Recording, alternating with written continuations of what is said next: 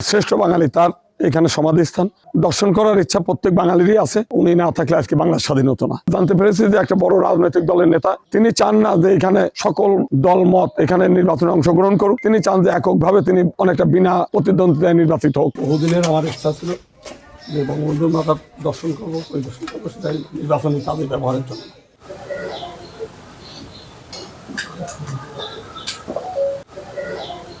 আর এইখানে বহু মানুষ আছেন আমাদের হিতাকাঙ্ক্ষী, তারা নির্বাচন করতে চেয়েও তারা নির্বাচন করতে পারেন নাই।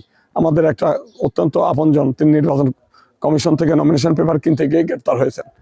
আরও দুইজন আমার সনাতন ধর্মের মানুষ, তারা নির্বাচন করতে গিয়ে পরে বাধাগ্রস্ত হয়ে তারা নির্বাচন নমিনেশন পেপার জমা দিতে পারেন নাই।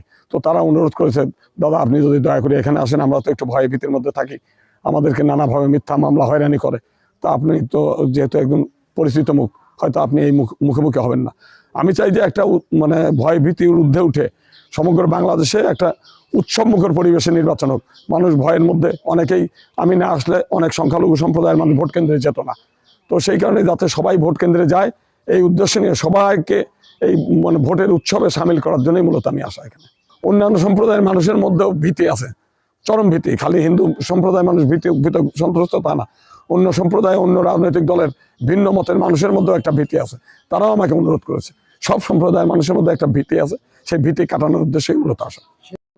দীর্ঘদিনের একটা স্বপ্ন ছিল, কিন্তু নানান কাজের জন্য আমি এখানে আসতে পারিনি। কারণ এটা হাজার বছরের বাঙালির যে আমাদের পরিচয়, সে শ্রেষ্ঠ বাঙালি তার এখানে সমাধিস্থান, সমগ্র বাঙালির পীঠস্থান। তো এইটা দর্শন করার ইচ্ছা প্রত্যেক বাঙালিরই আছে। আমরা যারা বাংলা ভাষাভাষী, বাংলা সংস্কৃতি ধারণ করি, এবং সেই প্রত্যেকেরই একটা স্বপ্ন থাকে যে এই মাজার একটু দর্শন করা, এখানে একটু প্রার্থনা করা।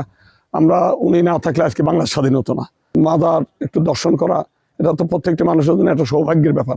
বিভিন্নভাবে খবর পাচ্ছি যে একটি বড় রাজনৈতিক দলের যিনি প্রার্থী আছেন, উনি নানাভাবে চেষ্টা করবেন, পরিকল্পনা করছেন। এই ধরনের আমাদের কাছে যথার্থভাবে ডকুমেন্টারি নেই, কিন্তু আমাদের শোনা কথা আছে যে উনি প্রভাব বিস্তার করার চেষ্টা করবেন, এরকম একটা কথাবার্তা আমরা শুনতে পাচ্ছি। জানতে পেরেছি যে একটা বড় রাজনৈতিক দলের নেতা, তিনি চান না যে এখানে সকল দল মত এখানে নির্বাচনে অংশগ্রহণ করুক। তিনি চান যে এককভাবে তিনি অনেকটা বিনা প্রতিদ্বন্দ্বিতায় নির্বাচিত হোক। প্রচারণার মধ্যে আমরা দেখেছি বসন্তের কোকিল হয়ে কাউকে খুব ক্রিটিসাইজ করছেন উনি।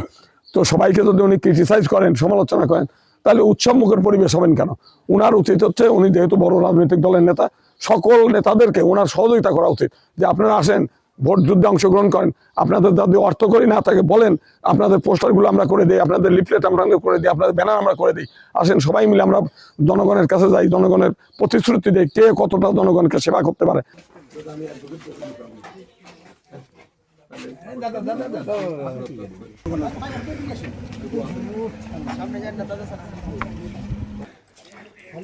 বৃহত্তর ফরিদপুর রাজবাড়ী